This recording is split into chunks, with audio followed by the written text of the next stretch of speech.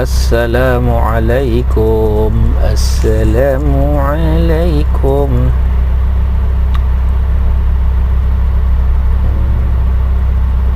Terang. Ni tak ada cahaya.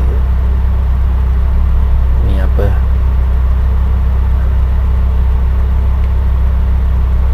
Ini inilah klinik kita. Masya Allah. Klinik menunggu isteri di klinik. Sambil tu kita live, perbanyakkan ucapan-ucapan yang baik, perbanyakkan kebaikan dunia dan akhirat. Okey, kerana setiap saat hidup kita kat dunia ni sangat mahal, sangat bernilai, tidak boleh dibayar dengan dunia dan seisinya. Tu satu saat punya harga. So jangan kita menyanyiakan, memandang rendah nikmat Allah ni. Tak boleh. Ni ada apa ni, option kita belajar. Ada macam-macam.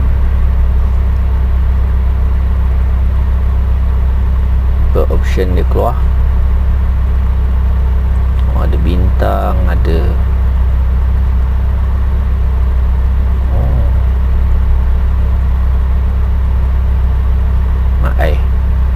apa ni,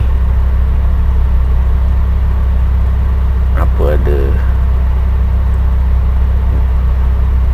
Masya Allah. Assalamualaikum sahabat-sahabat yang ternampak ni.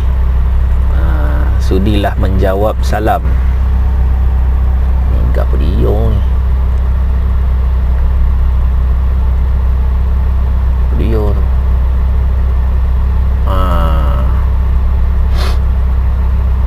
Ada gambar muka. Macam-macam Kita ni baru-baru nak belajar ni.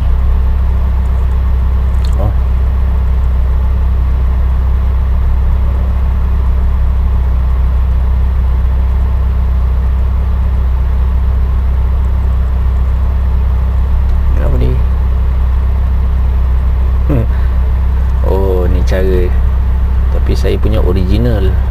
Ni jadi apa ni?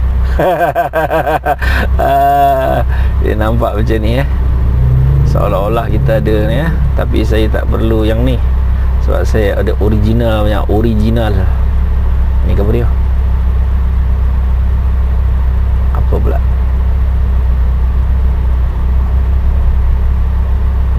Apa dia ni? Dia punya apa yang terjadi tu kita tak tahu.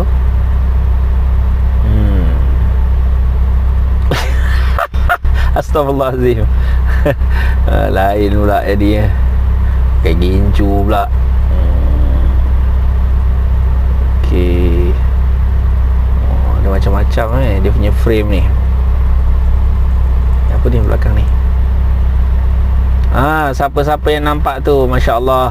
Assalamualaikum, selamat pagi. Mudah-mudahan sentiasa dalam kebaikan, mudah-mudahan sentiasa dalam kesihatan, mudah-mudahan sentiasa mendapat kebaikan dan rahmat Allah Ta'ala. Okey. So dia ada ni, dia punya macam ada pancaran cahaya apa ni, tak tahu kita ni. Inilah menekan-nekan, kena apa, cuba try test, nama dia cuba try test. Apa dia? Kita buat frame apa, cuba try test, Masya Allah. Masya Allah. Tidak ada muka, menjadi dua.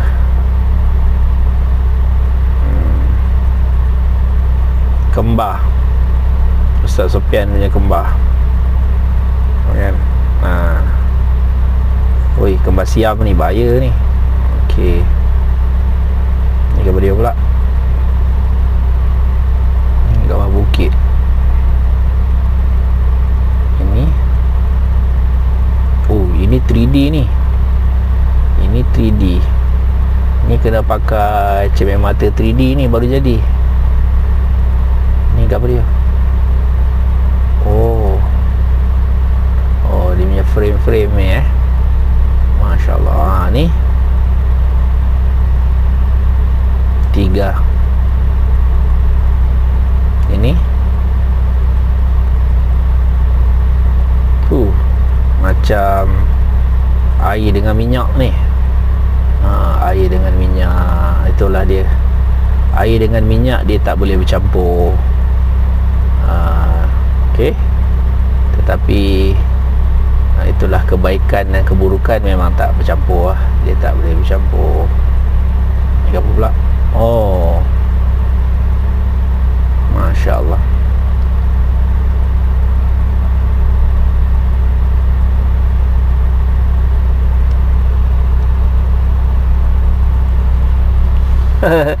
Siapa ni?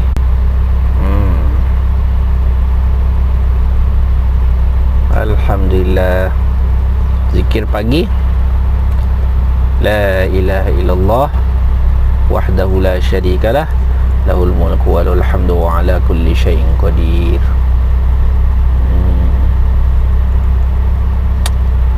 Subhanallah bihamdihi, subhanallahal azim.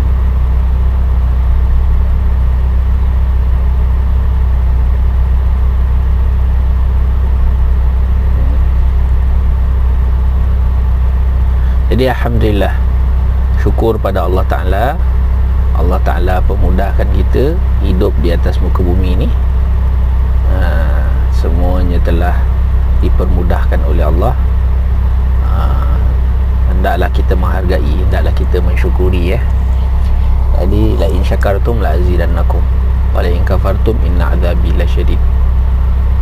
Kalau kita bersyukur, sekiranya kamu bersyukur, maka akan aku tambahi kamu. Tetapi sekiranya kamu kufur, sesungguhnya azabku sangat-sangat pedih. Allah Ta'ala berfirman.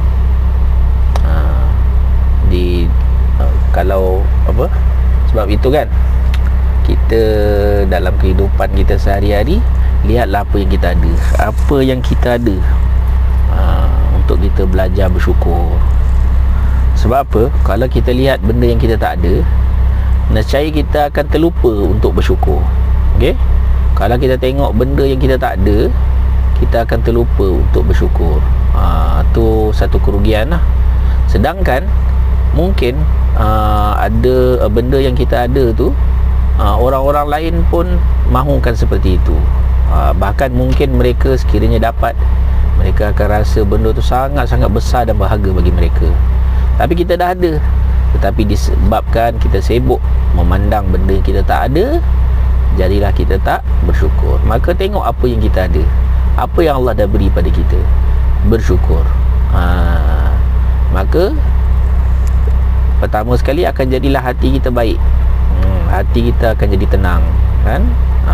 Kita akan timbul sikap berendah diri, kan? Kita akan timbul sikap menghargai, kan? Bersyukur tu.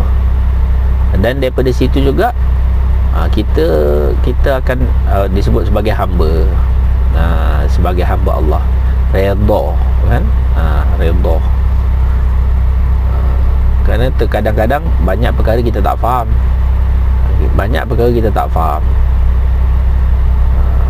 Benda yang kita faham mudah, benda yang kita tak faham tu susah, berat hati.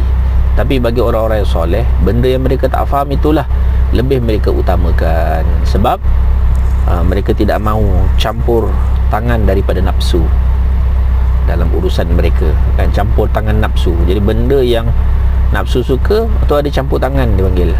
Tapi sekiranya dia berlaku sesuatu yang dia tidak ingini, maka dia akan menyebut bahawa yakinlah itu kebaikan yang Allah beri 100%, tidak difahami oleh nafsu, tak difahami oleh nafsu, maka itu memanglah kebaikan yang Allah nak bagi kan.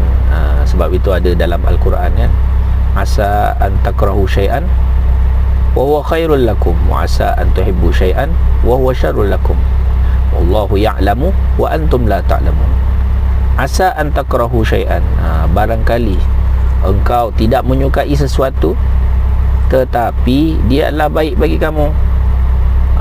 Dan barangkali juga kamu menyukai sesuatu tetapi ianya tidak baik, ianya buruk bagi kamu. Dan disudahi ayat tersebut, wallahu ya'lamu wa antum la ta'lamun. Allah Ta'ala itu mengetahui dan kamu tidak mengetahui.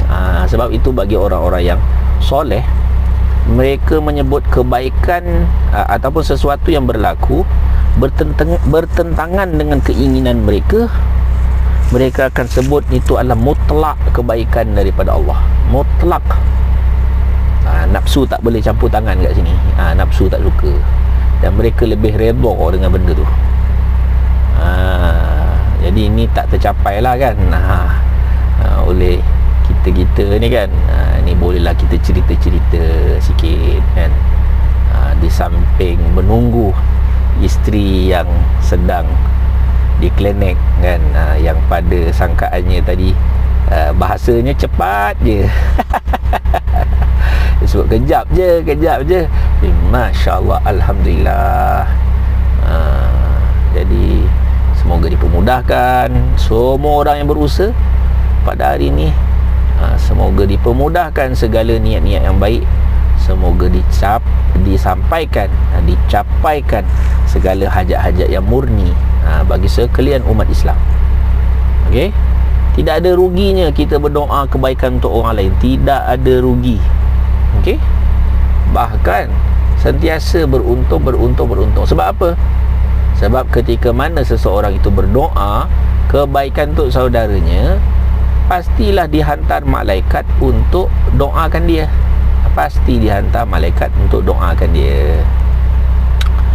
Balikkan perkara yang sama kan? Balikkan perkara yang sama. Mana kalau kita doa baik untuk orang, baiklah yang kita dapat daripada malaikat tadi. Tapi kalau sekiranya kita doa yang tidak baik, kerugianlah bagi kita. Pertama sekali hati kita tak baik. Hati kita tak baik, rugi lah. Rugi. Tak perlulah disebutkan lebih daripada itu. Allah terima ke tak terima, itu hak pencipta, bukan hak kita. Tetapi pastilah kita yang rugilah. Kita dah rugi, hati kita tak baik, dan dia tidak mendatangkan manfaat pun pada kita. Ketika kita doa buruk untuk mana-mana hamba Allah, dia tak akan mendatangkan manfaat untuk kita. Hanya kita melayan keinginan-keinginan nafsu itu saja. Yang mana sebenarnya nafsu inilah yang menipu kita kan. Nafsu inilah yang menipu kita. Dia panggil musuh yang berada dalam diri kita, yang duduk dalam selimut kita. Tu bahasa dia. Yang kalau orang dulu kan, dia ada menyebut musuh dalam selimut, dia kata kan, musuh dalam selimut. Disebutkan, bagi tahu musuh yang terdiri daripada orang yang sangat rapat bagi kita. Musuh dalam selimut disebutkan. Tetapi sebenarnya yang lebih dalam selimut lagi ialah nafsu kita. Dia duduk dalam timbangan akal kita. Dia duduk dalam timbangan akal. Dia duduk dalam diri kita, minta maaf.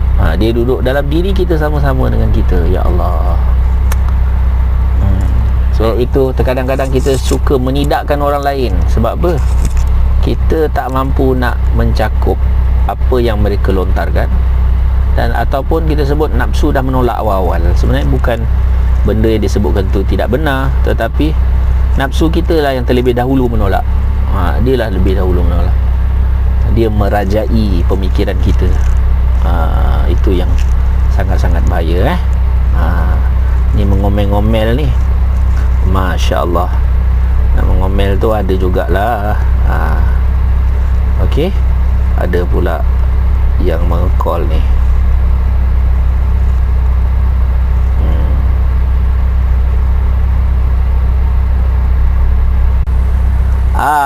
Okey, nampaknya kita punya permaisuri pun dah siap. Daripada dia punya check, mari kita jumpa lagi nanti. Assalamualaikum. Jadi siapa-siapa yang baru tertengok video ni, minta komen sikit, komen suara saya jelas ke tak. Sebab saya buat video ni tak ada orang tadi tengok. Jadi siapa yang tengok ni, cuba dengar jelas tak suara saya, jelas tak. Lepas tu InsyaAllah kita bertemu di lain kali, InsyaAllah. Assalamualaikum.